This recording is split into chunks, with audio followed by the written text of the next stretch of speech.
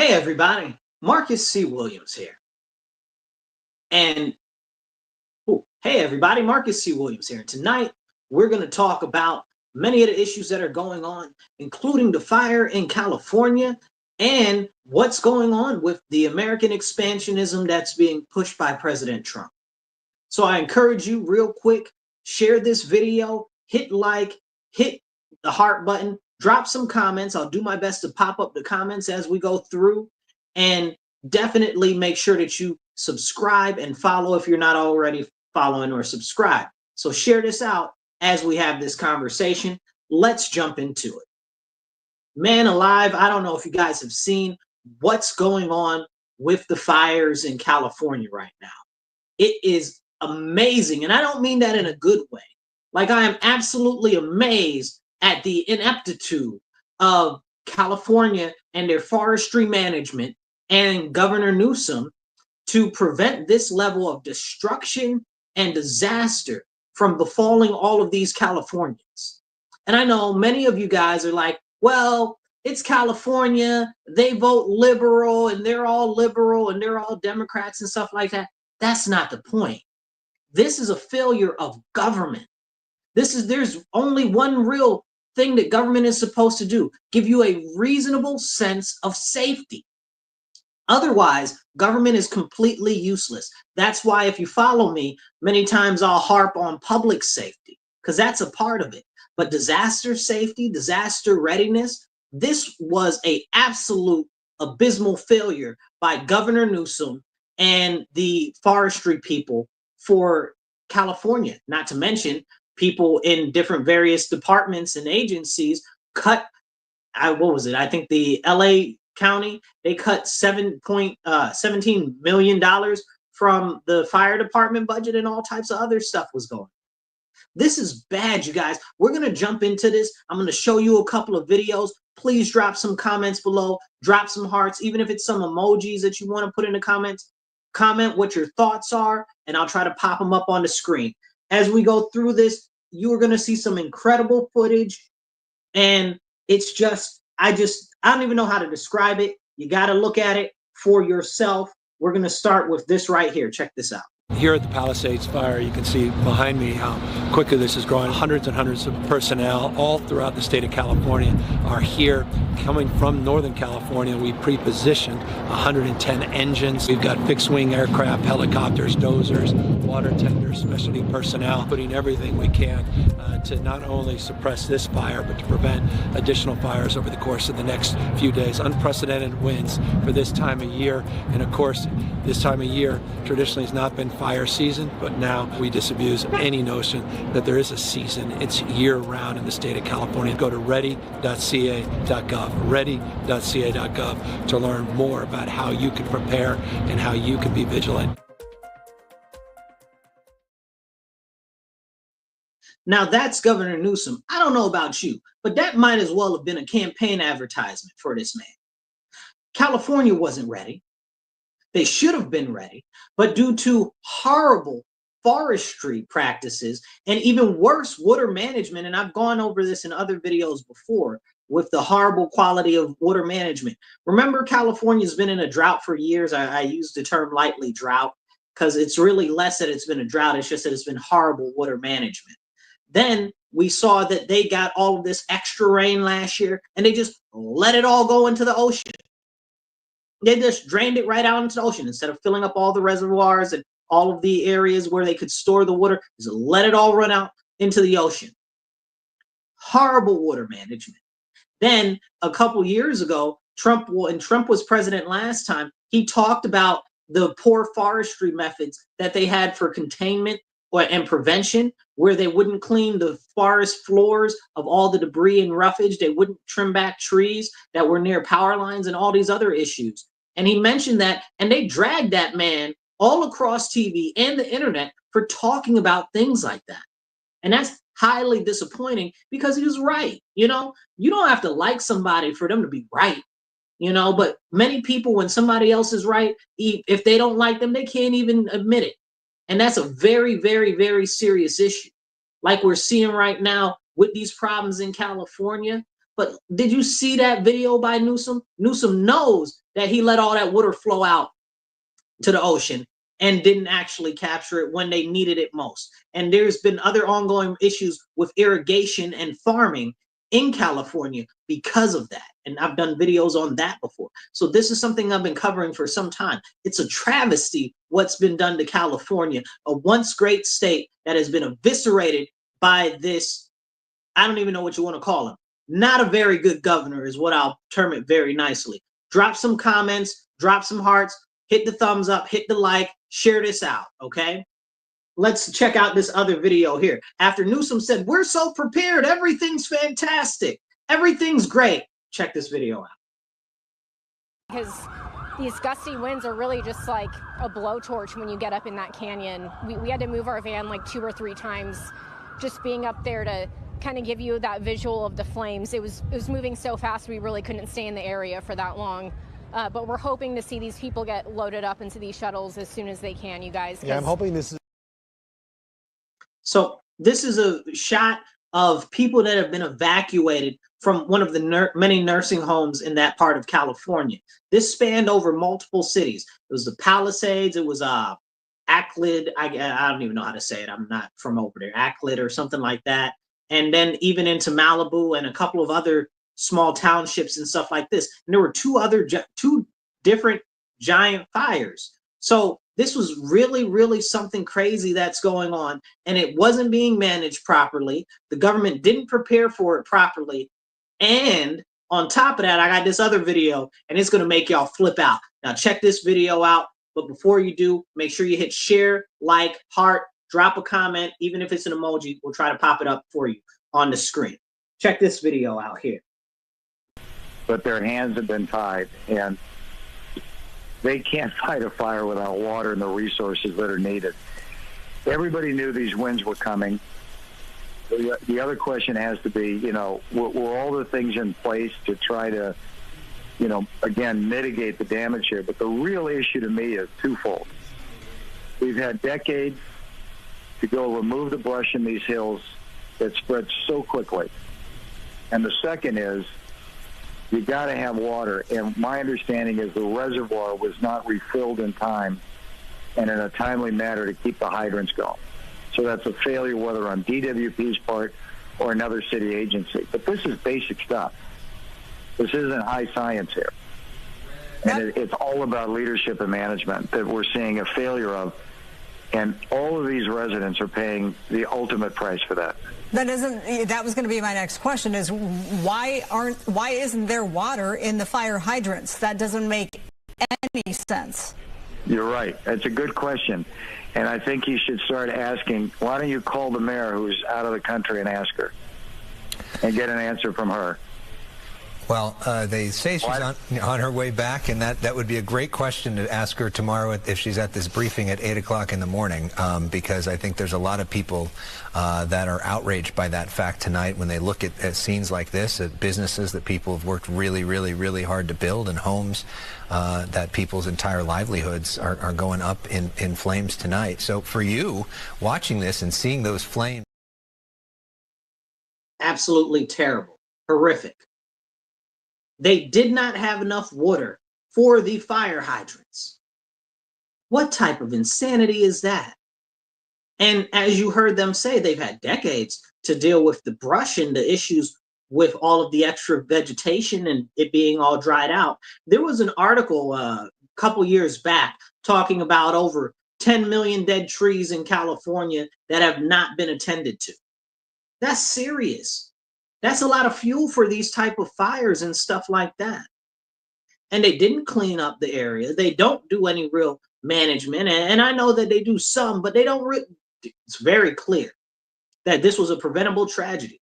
And as of this count today, we're talking tens of thousands of homes have been destroyed across multiple jurisdictions in multiple cities. This is terrible. This is absolutely abysmal what's going on. Please drop some comments, drop some hearts, and definitely share so we can get this out for more people to see and hear. Now, you heard them mention the water and you heard them mention the forestry techniques. Now, this is a video a couple years ago of what happened during the forest fires when Trump was president. Check this out. It's cleaned out and protected. We've got to take care of the floors, you know, the floors of the forest. That's Governor Newsom right on his side right there. That's Governor Newsom right there. Cleaned out and protected. We've got to take care of the floors, you know, the floors of the forests. Very important. You look at other countries where they do it differently, and it's a whole different story. I was with the president of Finland, and he said, we have a much different, we're a forest nation. He called it a forest nation. And they spend a lot of time on raking and cleaning and doing things, and they don't have any problem. And when it is, it's a very small problem. So I know everybody's looking at that, to that end, and it's going to work out. So this is President Trump standing right there with Governor Newsom, talking about exactly the process and procedures that needed to be done to prevent this type of a tragedy over 4 years ago. I believe that video was almost 6 years old now. This is insane. This is all almost intentional. You know, it's very interesting also that the areas that burnt down are all areas that they've been trying to push to be part of this smart city program. If you're not familiar with the smart city program, it is a very detrimental thing to the future of the American citizens. And what they're trying to do is they're trying to exert overarching control and restrict privacy so that they can provide 24-hour surveillance and restriction of your movements when they so choose. This is very important. They tried to push the same sort of thing in Lahaina in Maui, okay, before Maui burnt down. And the year before that, when they said, oh, we want to do this smart city stuff there, they were like, no, we don't want it. And Oprah was pushing for it. And then all of a sudden, everything burned down in Maui, where they wanted to put a smart city, but the people said no. And Oprah was pushing for it, but Oprah's house didn't burn down. I'm just, you know, it's just the things that make you go, You know what I'm saying? And these are the problems that we're seeing pop up and crop up. So when you see stuff like this, you really have to start to ask yourself, is there something else going on behind it? Now, I'm not saying see an enemy everywhere, but I'm saying this was a predictable tragedy that should have been prevented by the actual job of the government in California. They knew that it was a problem. There were articles written for years that it's a problem with all the brush and vegetation that's dried up and dead trees and stuff. They knew that they had a continual water issue because of poor water management that was continually brought up, not just due to the fires, but also because of crop irrigation in relation to the farmers. So this isn't a new thing that just popped up all of a sudden and nobody knew about it being an issue. So these are the type of conversations that we need to be having. These are the type of conversations that we need to be engaging our elected officials on, because it's very clear and very evident that they will not serve our best interest because they do not have our best interest at heart. And that is a daggone shame.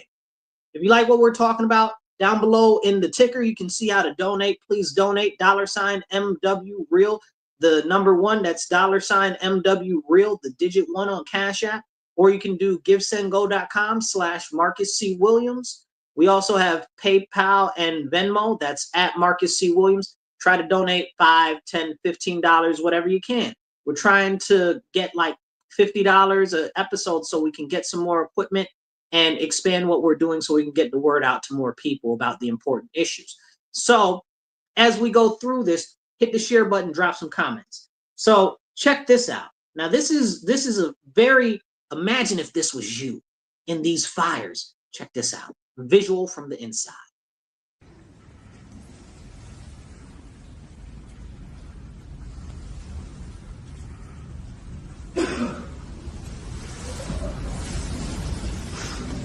Hi. Just be okay. You're gonna be okay. Hi. You're gonna be okay. Oh shit. Well, we gonna park.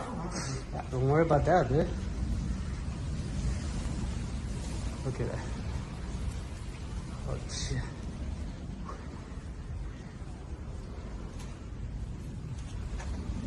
Scary, huh? Yeah.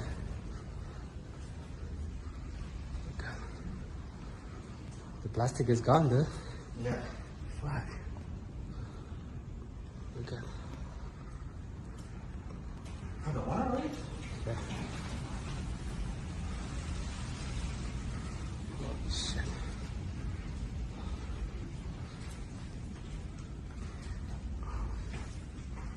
So, where's the gas? Outside. Okay, the gas is off right now.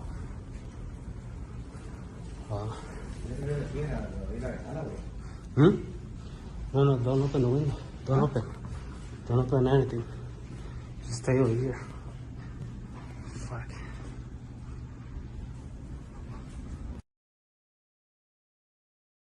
Could you imagine being stuck inside with a fire raging like that, outside barreling down on you, with just you and your dog? Horrifying. That should not be happening. These people in California should not be going through this right now. But it's very clear that our government has failed them. And we have to start asking the important questions like, why was this very much so preventable tragedy not addressed ahead of time when there have been warnings for decades about the serious issues that were going on? It's very, very, very crucial that we ask the important questions. Newsom just got reelected in a recall election not too long ago.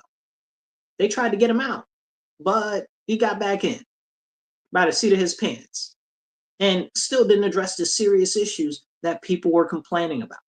And this doesn't even go and dive into the homelessness issue or the drug issue or the abandoned and vacant retail property in California or the people that are fleeing California and the declining population. This doesn't even venture into any of that, but it shows a continued failure of government there.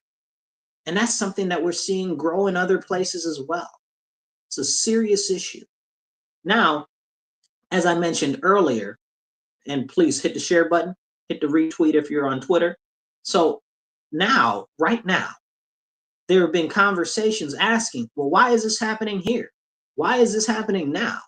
And that's a great question because, you know, these people didn't want them to do this whole smart city program that they were trying to bring into these areas over here. And now all of this stuff is burnt down, so they're going to have to rebuild it. Whole new infrastructure, all new electronics, everything rebuilt. And I guarantee you, they make it smart city-esque and weave in all of this overarching surveillance into every fabric of these communities. So very serious, and everybody should be highly concerned about that moving forward, because that's the direction of our nation right now. Whether you love Trump, whether you don't love Trump, whether you love Biden and Harris, whether you don't love Biden and Harris, this is happening regardless. There are stronger powers above all of them that are maneuvering and moving this forward. And many people do not even realize that it is something that's being pushed. And we have to start asking very simple questions. Is all of this type of stuff an actual accident? I don't know. But it's clearly mismanagement. Were these fires intentionally set? You have to start asking yourself, this was a huge fire beyond recognition in habitable areas that were all built out, that they wanted to redo. Make it make sense. Also, all of these people in all of these homes, the vast majority of these homes, they all lost their fire insurance last year. Make that make sense. All of these people just lost their fire insurance very recently. So that shows you two things for a fact. First thing is that there was already a serious issue there, most likely, that was already noted, as we laid out earlier. It has been a serious issue. It was noted, and they have seen increased risk of fire because of the serious issues. But it also shows and makes you start to wonder, did the insurance companies know something was coming? Or, as the insurance companies run the numbers, because that's what they do, they're all about the statistics and stuff, did they know it was most likely coming? Whether they knew or whether they just calculated that it was most likely coming. This was a foreseeable tragedy that should not have happened. Now, the next question is, was it something that was accelerated or started by other means? And we have seen many fires throughout the history of California in recent memory, just the last couple of years. Almost all of them have been arson. Almost all of them. alleged arson, or not necessarily proven or whatever. And occasionally you get somebody, oh, it was a campfire type of situation. But you have to start asking very serious questions. I'm going to show you a clip, and you just drop in a comment. You tell me what you think you're seeing there, because this is a very interesting clip. Check this out.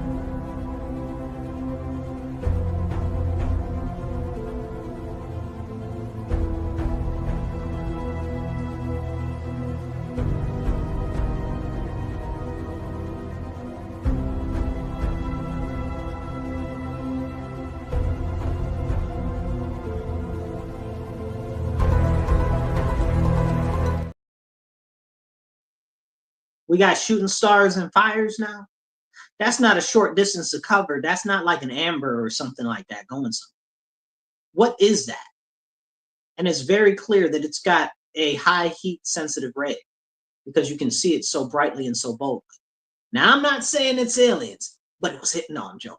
But I'm serious about the fact that it does appear to be something flying at a high and rapid pace away from where the area of the flames are, and not on the ground or in the vicinity of where they are fighting the actual fire. So it starts to make you wonder, and that's not the only place that we've seen video footage like that. I couldn't get all the footage that I wanted to prepare for this video in this time frame, but I'll show you this other video here. Check this out.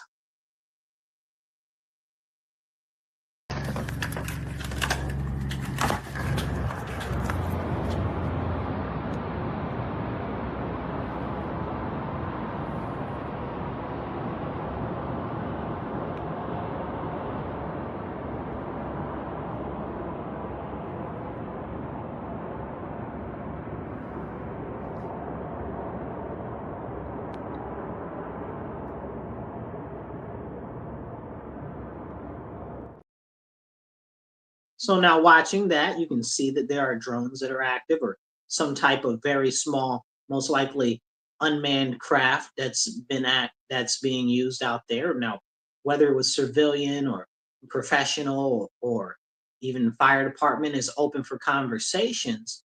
But again, these fires spread really quick in a number of different areas and seem to be, I don't know, suspiciously in areas that they wanted to redevelop. Now, I saw this earlier in the last year, and I was like, man, I gotta get me one of those. I want one. Check this thing out. This is wild. Let's see. Got the video.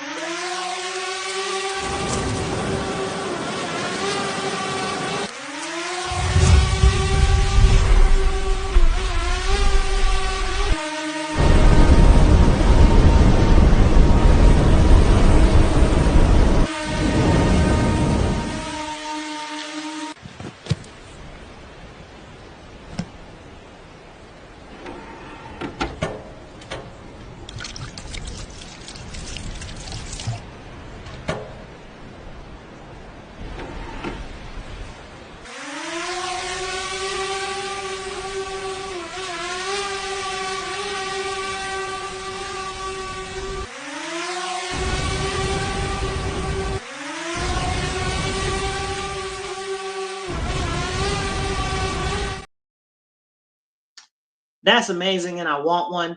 If you really love me, you'll get me one of those. I'm joking. I'm also serious. But no, so these were supposed to be tools of forestry management and other stuff like that.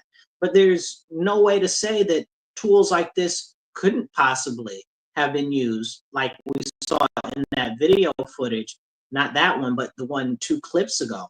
That seemed very interesting with other stuff going on. So not necessarily that particular type of drone, but other ones and stuff like that. We just don't know. But the areas which were besieged by fire, they're all very interesting that they wanted to redevelop all of those areas. So we need to have a conversation there. Really, really serious one. It's very important.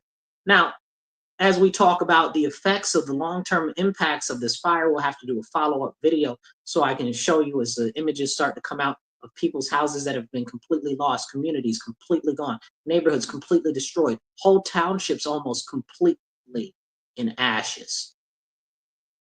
Terribly frightful. Absolutely crazy. Please hit like, hit share, hit some hearts, drop some comments, and definitely share this out to get it out to more people. So as we go down this path together, you guys, we got to start having these important conversations and getting the information out to more people so that more people start asking important questions. Nobody's coming to save us. It's up to us to demand accountability from our government, but also action from our government when it's necessary. Like, this was completely preventable, but they did not prepare for it at all. Even though Governor Newsom did run that little ad campaign, like it's an advertisement for him running for re-election type situation. Nasty, nasty man there he is.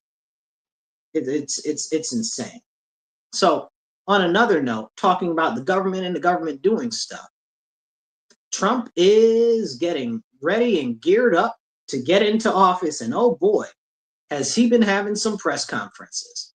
We've been seeing over the last couple of weeks, we've had people that Trump has done press conference with saying that they're bringing billions of dollars worth of investment to the U.S. We saw Sun Masayoshi a couple weeks ago talking about they're bringing a $200 billion worth of investments, and hopefully it'll be $5 billion worth of investments. That's $500 billion. 500 billion. That's $500 billion. That's a lot of investment into the U.S. And just yesterday, Trump had another press conference about one investor that's going to be doing some investing. And we're going to take a look at this clip real quick, and then we're going to talk about it, because this is really awesome and it's very, very cool. Check this out. Amazing news for me and my family when he was elected in November.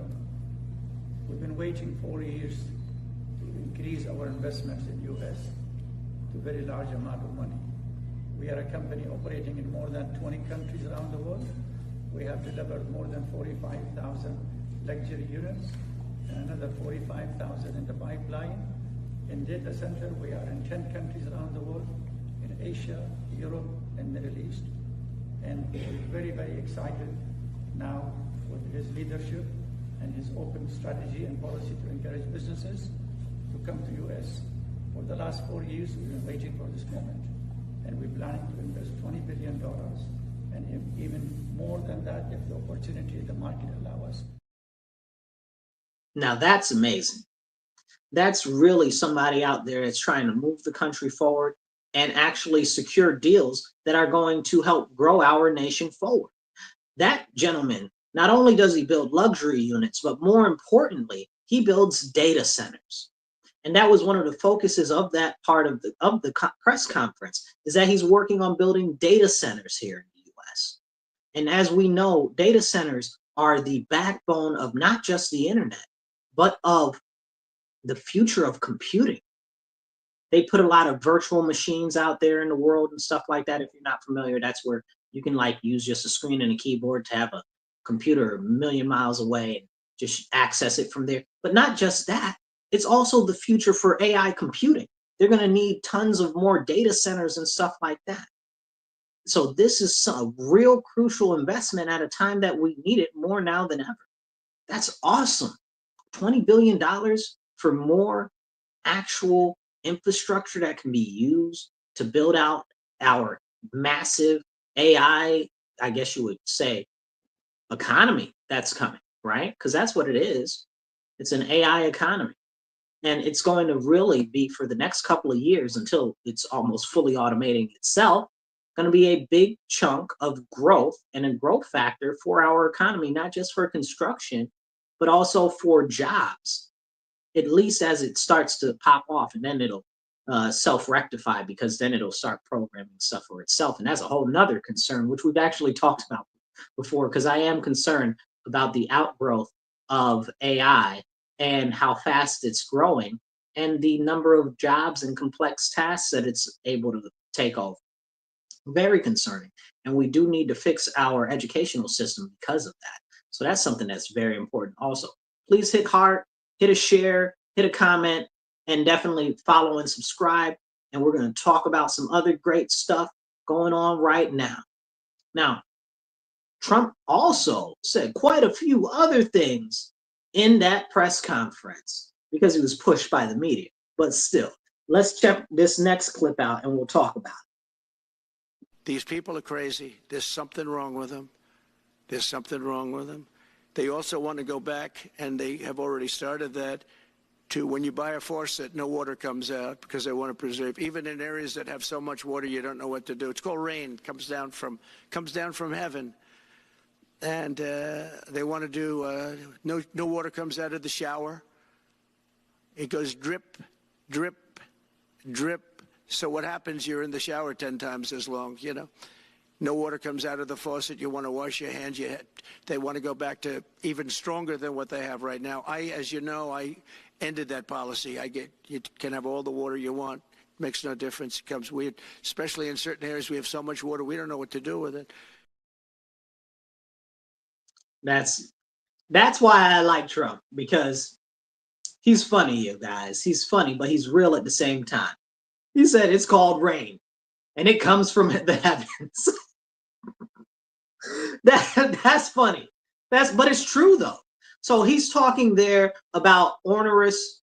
So he's talking there about onerous regulation, overregulation that's been forced into our nation by an overbearing federal government. As they say, oh, we're protecting this, we're protecting that. Like, and when we get back to it all the time, and I say this time and time and time again, everything is about the water.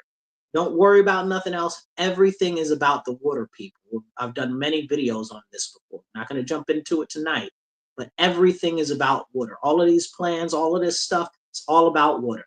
And the water is all about control. So that's how you really control the people.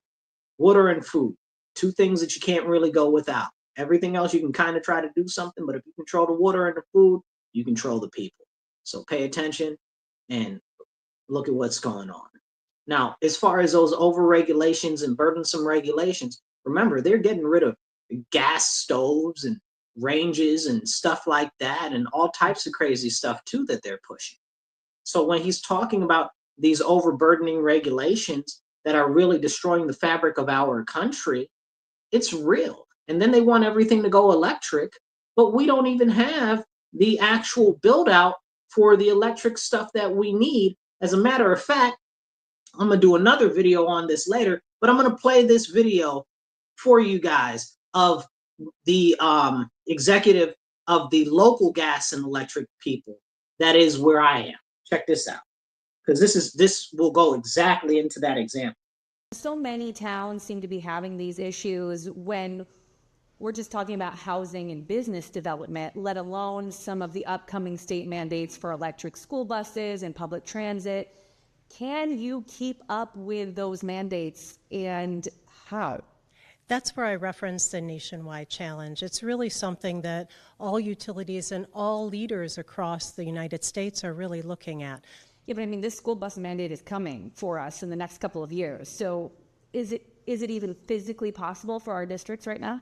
I think that's really something that the state has been looking at in a collaborative approach between NYSERDA, the New York Independent System Operator, the New York Public Service Commission.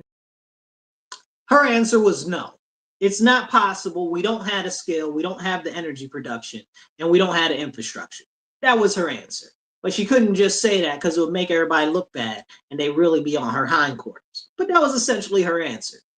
And honestly, she gave us more straight answers than a lot of our government officials. And that's a horrible travesty.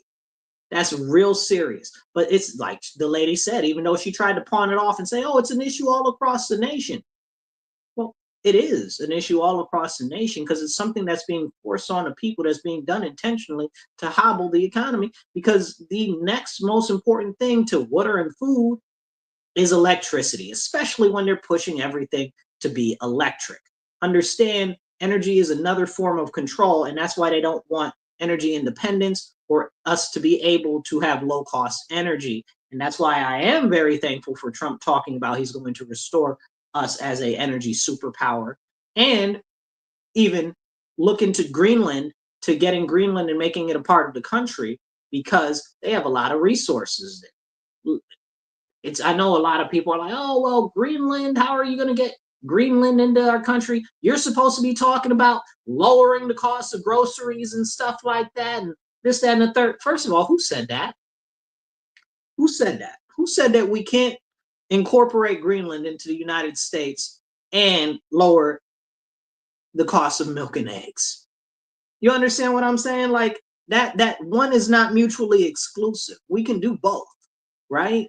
Like, especially since the fact of the matter is in the United States, we have the technology. And guess what? In Greenland, they have the natural resources. So we can dig, baby, dig, and we can drill, baby, drill out there. And we can get a lot of the resources that we are now getting from China at not only a extra large cost, but we're also funding our enemy.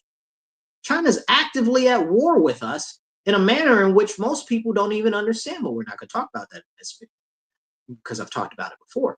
But this is very, very, very serious, and we need to be having these conversations. People are like, oh, well, he's trying to get Greenland, and Greenland's its own country and stuff. Like, first of all, Greenland's a territory of Denmark. Denmark's like this big, okay? They a buttonhole on a whole elephant, okay? Like, they're not, like, Denmark is not much of sizable of anything, right? They don't even have like a real standing military that can do much of anything. So that's a whole separate conversation. But the fact of the matter is Greenland is also closer to importance to the United States as far as defense go, and as far as development of the island and the resources that are there and acquisition of those resources. Not only can we wean ourselves off of crucial precious metals and what do you call them, rare earth metals and materials that are needed that we get almost exclusively from places like China and Russia, we'd be able to start our own mines and stuff there. And we'd actually be able to put a lot more back into the US economy because of that. So we can definitely do both that and lower the cost of eggs and meat and stuff like that, because having more of the resources that we need being part of our country and being able to get them from our country would be aggressively beneficial to our economy, and it would lower costs. So there's that. So check this next clip out right here, because these are the type of conversations that we need to have. And if you're appreciating what we're talking about, please hit share, hit the heart button, hit a thumbs up, and get this out to more people. Even hit a retweet or whatever you can do, and drop some comments. And if you drop a comment, we'll try to put it up. Now check out this next video. This is another thing that Trump was saying. Here, check this out. I wanted to touch on the world on fire that you mentioned, but let's start, if we could, with your references to Greenland and the Panama Canal, so forth. Can you assure the world that as you try to get control of these areas, you are not going to use military or economic coercion? No. And can you tell us a little bit about what your plan is? Are you going to negotiate a new treaty? Are you going to ask the Canadians to hold a vote? What is the strategy? Yeah, I can't assure you, you're talking about Panama and Greenland. No, I can't assure you on either of those two. But I can say this, we need them for economic security. The Panama Canal was built for our military. I'm not going to commit to that now. It might be that you'll have to do something. Look, the Panama Canal is vital to our country. It's being operated by China. And we gave the Panama Canal to Panama. We didn't give it to China. And they've abused it. They've abused that gift. It should have never been made, by the way. Giving the Panama Canal is why Jimmy Carter lost the election, in my opinion, more so maybe than the hostages. The hostages were a big deal. But if you remember, and nobody wants to talk about the Panama Canal now because, you know, it's inappropriate, I guess, but because it's a bad part of the Carter legacy. But he was a good man. Look, he was a good man. I knew him a little bit, and he was a very fine person, but that was a big mistake. Giving the Panama Canal to Panama was a very big mistake. We lost 38,000 people. It cost us the equivalent of $1 trillion, maybe more than that. Probably the most expensive, they say it was the most expensive structure, if we call it a structure, which I guess you can, ever built. And giving that away was a horrible thing. And I believe that's why Jimmy Carter lost the election, even more so than the hostages. Those two things.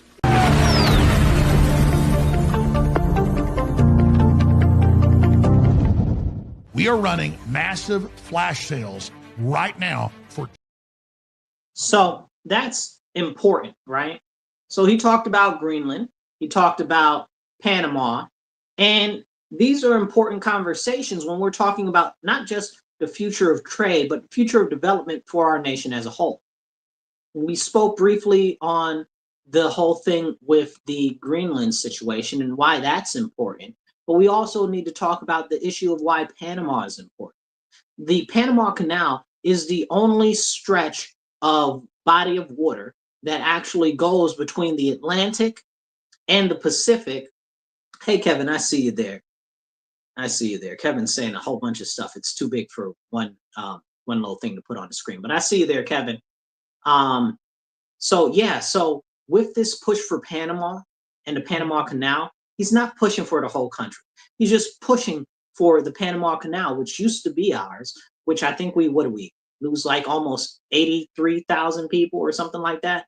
Building the Panama Canal is some ridiculous number. Maybe it's 38,000. Regardless, we lost tens of thousands of lives building that canal. It was ours. Okay, it should have never been given to them, and that was a very serious problem. Sold, right? It was $1. They sold it for $1. I had $1. I wasn't born yet, but still, I could have bought it. You know, you got $1. Would you like to buy the Panama Canal for $1? As much shipping that goes through there, it's amazing. Because what happens is, like I said, it's the only waterway that goes between the Atlantic and the Pacific. So alternatively, you'd have to go all the way around down South America and around the other way. That adds weeks. I believe it's something like it cuts 6 weeks of transit time off by going through the Panama Canal. It might be a little bit more, but I believe it's 6 weeks at this time with current shipping stuff. So, but this is very, very serious, and it's crucial because now, and if you guys didn't know this, I've done other videos on it, but you can look this up. In what do you call it? In Nicaragua, which is right next to Panama. Okay, in Nicaragua, China was trying to build their own canal to actually rival the Panama Canal, because there are these ships. They're called post-Panex ships, and that means that they're too big to go through the Panama Canal. They're huge. So those are ships that do go all the way around. And this is very, very, very important to know how important shipping is. So could we need to widen the Panama Canal? We just put a whole bunch of investment into it a few years ago trying to widen the canal, which hasn't even been brought up in the conversation as of yet. And now Panama is asking for all this extra money so that we can actually make it more improved, right? So that's something that we need to talk about. It does need to be widened. But like I said, China was trying to make their own canal to go through Nicaragua, and Nicaragua has a giant lake in the middle of it with an island in the middle of it. This is a very interesting dynamic there. And they were trying to do a canal all the way through there, but it fell through. Now, I don't know what it was, whether it was geopolitical issues or whether the U.S. came in and started knocking people off or whatever the situation is. But I'm glad that project stopped, because that would have been devastating. And it would have allowed China control of all the shipping in both these two parts of the hemisphere over here in the U.S. Not that everything is the U.S., but the Americas, right? This is very serious, and these are important conversations. Please hit share, hit a heart, drop some comments. We'll try to pop up your comments as we go through this. So definitely hit the share and the retweet button and the hearts. And as we're having this conversation now, talking about Panama and the importance of it to our shipping, it's being run by China, because China's project fell through in Nicaragua. They just decided to say, hey, well, let us see what we can do to move into the Panamanian government and just try to make all types of monetary indenturement. That's what they do. Debt slavery. That's what China does. That's their whole concept of their whole Belt and Road Initiative. That's what everything China does is about. It's about helping the homeland of China. They don't care about helping anybody else. It's all manipulative. And that's what's going on exactly in Panama right now. So when Trump's like, oh, we need to take back the Panama Canal, absolutely, 100%. And then the president of Panama got on the TV and said, oh, well, it's ours and you can't have it back, and it's part of our rich history of conquest and this, that, and third. And I don't know, maybe that translation was poor. Okay. Maybe my Spanish is off, but that was like what he said. You understand what I'm saying? So, history of conquest. Hey, man, listen, I stand on and I stand for the expansion of the American empire. I've never said anything different. I'm very vehemently anti-globalist, but I do stand for expanding the U.S.'s territories and the U.S.'s actual acreage. I believe in that very heartily. You know, I'm very American. You understand what I'm saying? I also am anti-war. I don't believe that we should be in any war which we're not taking territory in. But we can't have that conversation either. And it's a very serious conversation to have. If we're not getting the benefit, we shouldn't be doing it as a nation. But what's been happening lately in the last couple of decades, especially, is private interests and private corporations have been driving the military-industrial complex to suit their own needs and just completely square out anything that might be beneficial to the Americans. We can't even have our soldiers take loot and plunder anymore. What type of nonsense is that? Our soldiers are over there risking life and limb, and you mean that they can't take what they can carry? I mean, you deserve everything that you get, man. Well, they shouldn't be over there. They shouldn't be over anywhere. Now, to the point about Panama, okay, the governor, wow, president of Panama is like, well, it's ours, and you can't have it back. Can't have it back, bro. We built that. We got blood on that soil to build that. Okay, what do you mean we can't have it back? Who do you think you're talking to? Okay, we have a history of overthrowing countries in Latin America and South America. Who is he talking to? Like, did he forget who we are? Like, we will Guam them, okay? In less than a day, we will take over Panama. Don't play with us. Like, who is he talking to? Like, don't be like that, bro. We can do this the easy way, or we can do this the way where you don't end up in office. You understand what I'm saying? And that's not a threat, right? Like, that's just a definite promise. And we're only talking about through trade, because they could Noriega him. Now, if you guys are familiar with what happened in Noriega, you know what I'm talking about.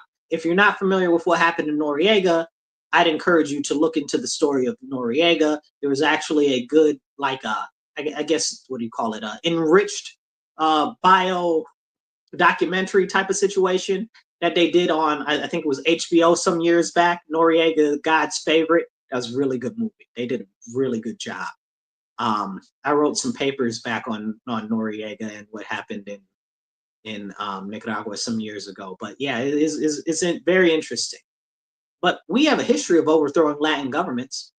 I've always thought that we shouldn't have overthrown any Latin governments, because why are we overthrowing their government if we're not incorporating them into the U.S.? That sounds stupid to me. Why are we doing that? We need to mind our business unless we're taking territories, you know. And I'm a fan of the Monroe Doctrine if it actually worked the way that it's supposed to work. But if we're over there just toppling governments and stuff like that, I'm not for that. And that's a big, big issue. So when we say we want the Panama Canal back and the control over that back, I hear Trump. That's something that's very important and crucial, because China could cut the trade off through Panama Canal. And then what do? Then we're going to be stuck and out of luck, right? So what happens if that happens? And that's something important that we need to have a conversation about that nobody seems to actually want to talk about. And that's very disappointing. And when are we going to have a conversation about it? We should be having one right now. But we got, what's his name? Hakeem Jeffries talking about, oh, well, the president is saying that we're going to have military intervention in Greenland. In Greenland? Greenland doesn't even barely have a police force. What do you mean military intervention in Greenland? Nobody trying to have military intervention in Greenland. Strictly diplomacy. Okay, strictly diplomacy. Stop trying to make it something that was never said. Trump never said anything about that. It wasn't even implied. Panama, on the other hand, that's a whole separate conversation. Okay, I can't guarantee with Panama. Okay, because Panama been acting up. But again, everything at the end of the day is about the best interests of America. I know not everybody shares that same thought process with me as far as the U.S. being an expansionist country. But I believe in imperial America. There's only one flag, and that's the American flag. And I'm dead serious about that. I've always stood on that. I've always believed that. My whole issue with globalism and everything like that is the erasure of the American culture and our rich heritage and history. Okay, that has always been my issue with globalism, and I will never apologize for that being my issue, because anybody trying to erase my country can catch these hands for real. Okay, and I mean it. But the fact of the matter is, please hit like and share, and definitely subscribe if you're not already following or subscribed. So make sure that you hit the share button so we can get this important level of conversation out to more people. But when we're talking about incorporating Greenland, we're not talking about incorporating Panama. We're just talking about getting back control over the Panama Canal, which we built, which we had control over, which they are now ripping us a new one over. So they're cheating us in Panama over it. So we shouldn't be letting that happen. And we daggone sure shouldn't let China be running all types of stuff in it. And they're like, that's not happening. That's absolutely happening. Ask a Jamaican what's happening with China in Jamaica, and then tell me it's not happening in Panama. Okay? Ask a Jamaican. The Chinese taking over everything. They own all the road, all the highways and tollways in Jamaica. And they're owning multiple airports now too, and seaports. They're basically taking over Jamaica. We need to have a conversation about Jamaica at another point. Okay? So when we're having these serious conversations, we have to think of it for two ways. Okay? First, economically. Second, how is it going to affect our defense of our nation? And if it's good for the defense and it's good for economy, it's a good move. If it's bad for the defense but good for the economy, it's not a move. If it's good for defense and not for the economy, we might need to consider it. Okay, but at the end of the day, it should be to maximize the potential of the United States of America. And gaining more territory and more mineral resources, or in this case, in relation to Panama, because the mineral resource is Greenland, and also territorial resources, including the Arctic Circle, and being able to have more power up there and exert power up there when China and Russia are doing all types of extracurricular stuff up there that we really need to have a conversation about, but we'll do that in a different video. Please like and share. And if you want to donate, you can check the ticker out below. You can donate at GiveSendGo/Marcus C. Williams, or you could donate via Cash App. That's $MW Real, the number one. That's $MW Real 1. And we also have Venmo and PayPal, and you can do at Marcus C. Williams on that. Please, we're trying to raise about $50 a show that we do so that we can get more equipment, get more airtime, and get these messages that are important to have these conversations about out to more people. Even if you drop $5, $10, $15, whatever you can, every little bit helps. So as we have this important conversation, we have to understand that if we're going to move our nation forward, we have to plan for the future. And yes, I understand that the economy is important, but resources are most crucial when it comes to expanding and securing our economy. So yes, acquiring Greenland is very important. So yes, taking control back over Panama is very important.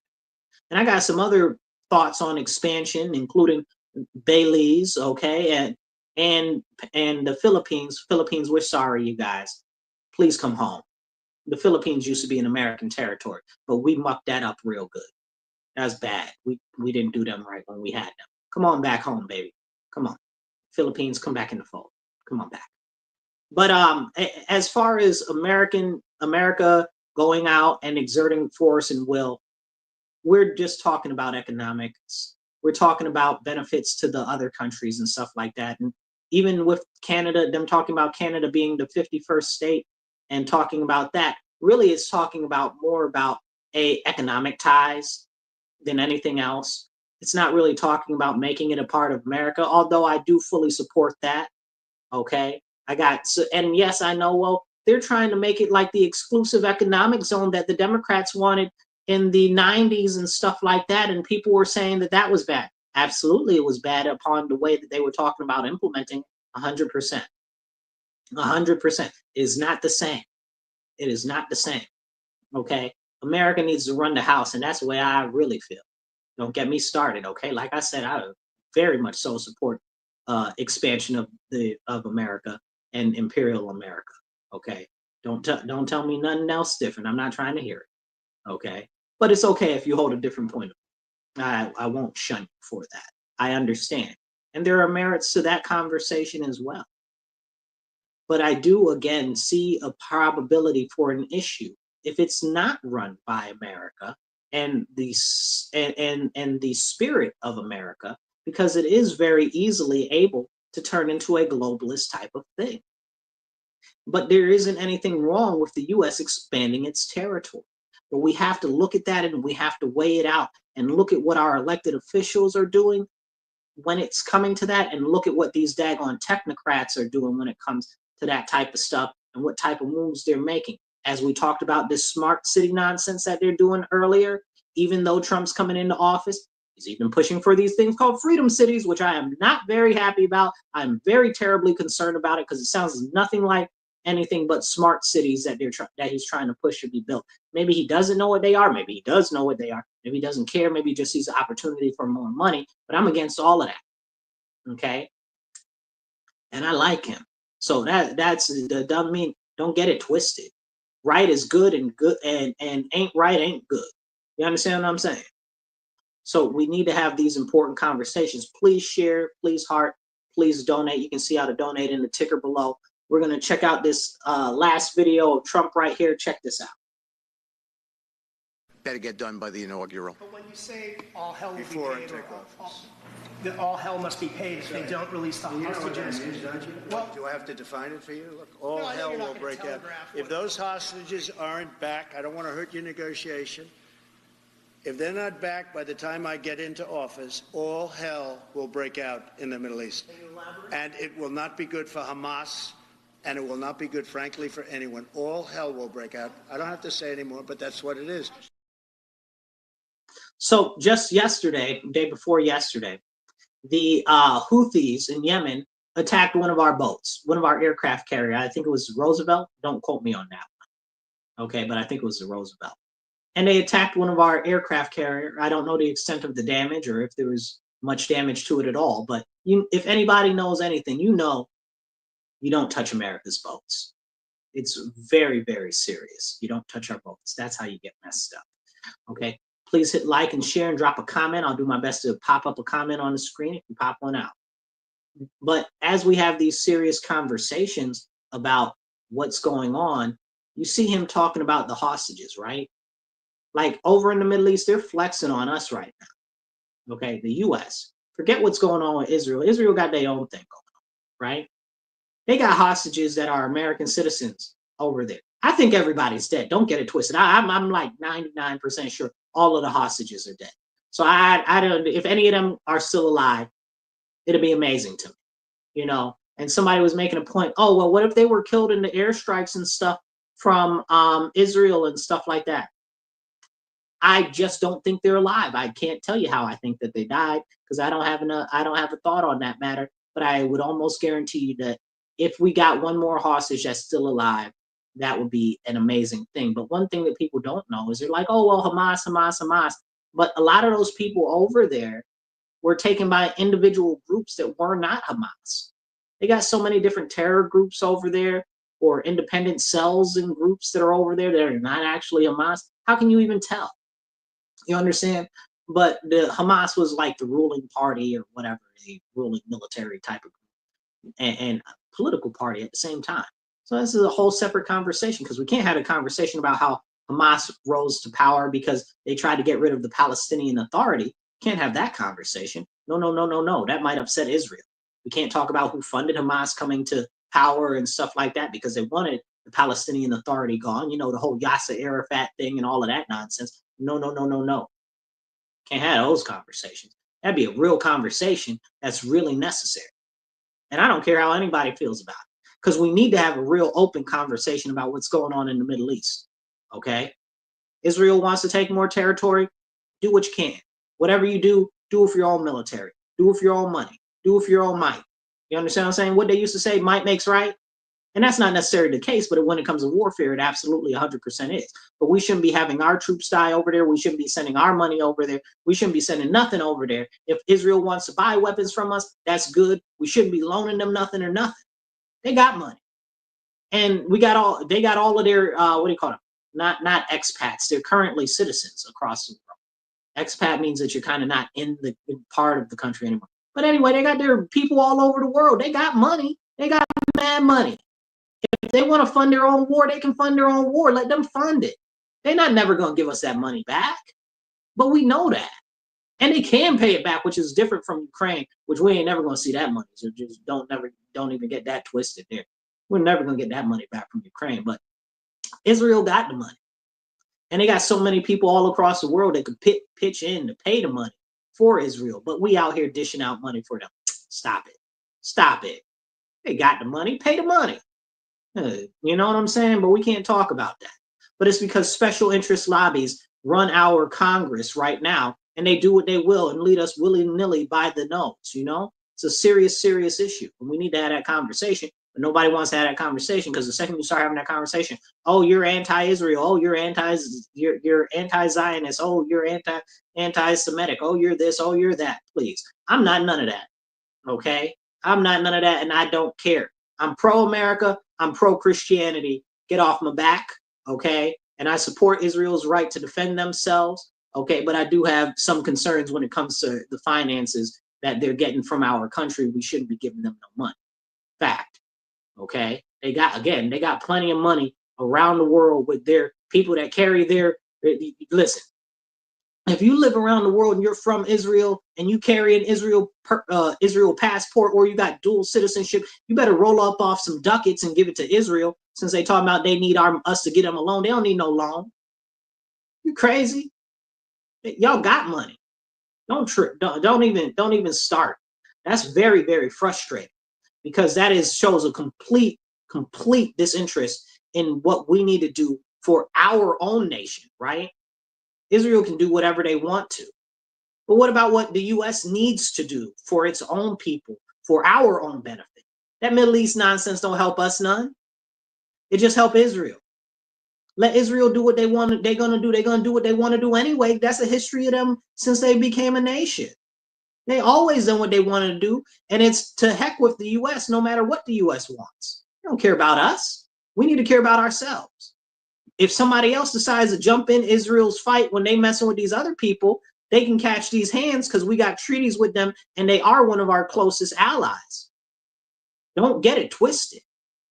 But the fact of the matter is that they can handle their own. But the U.S. always doing something because we got, again, powerful lobbies, special interests that are not the interests of the American people. Like what happened to that? What was it? We almost spent $200 million on that pier over there that broke down and fell away into the river and into the ocean. We're going to talk about that? How much money was that even? Ridiculous amount. But again, it's about our prioritization for our own country and what's going to benefit us. War in the Middle East don't benefit us. The U.S. ain't taking no territory over here. We're not going to Lebanon tomorrow and taking territory. We got one little carve out over there in southern Syria. We're going to make that part of the United States of America? Come on, stop playing with me. Unless we really taking territory, we ain't got no business nowhere. We shouldn't have been in Iraq. We shouldn't have been in Afghanistan. We shouldn't have been in Lebanon. I mean, what do you call it? Syria. I was going to say Libya, but also Libya too. We shouldn't have been in none of those places. We didn't take none of them and incorporate them in the U.S., and we lost blood over there. Craziness. But as we finish this up, make sure that you hit share, hit like, get this conversation out to more people so we can have more conversations like this. And please, if the spirit compels you, donate. If the spirit doesn't compel you, donate anyway. We're trying, whether it can be $5, $10, $15, whatever, you can see how to donate down in the ticker below or on the sides of the screen. So as we have this important conversation about where we're going forward as a nation, expanding the U.S.'s territory is kind of crucial. Yes, I understand that Canada is not actually a country. I hope you understand that Canada is not a country. Canada is a commonwealth underneath British rule. So we could, in theory, get them from Britain. You understand what I'm saying? Or we could see if we can get enough support from inside Canada to, incorporate them into the U.S. There's a big statehood movement in places like Alberta, which has been trying to become a state for years. They've been pushing for that, as well as Saskatchewan. So that'll be interesting to see. Now, they can keep Ontario, but that's a, I mean, excuse me, they can keep on, yeah, they can keep Ontario and Quebec later for them. Lot of people there that been up to no good. But, you know, it wouldn't be a bad thing for the U.S. to have more territory. We essentially protect, we are essentially the military for Canada for all intents and purposes. And they do have a lot of stuff to answer for. And I'm not just talking about the war crimes that they've committed. Canada's committed, if y'all don't know, y'all know about Canada. Canada's ruthless when it comes to war. Separately, personally, you know, this is just a personal thing. I want some get back for the War of 1812. I didn't forget about that. So if we can take part of Canada with diplomacy and stuff like that, I'm all for it. I remember what happened in the War of 1812. Never to be forgiven. Never. And I stand on that. But like I said, please like, share, heart this, get this message out to more people so we can start having the important conversations that need to be had. Definitely drop a comment, hit retweet, and we'll have more conversations soon. There's always new stuff happening, more stuff to talk about, and I'll catch you guys later. Remember, stand up, speak up, and don't shut up. Take action. You guys, be blessed, be well. Catch you soon.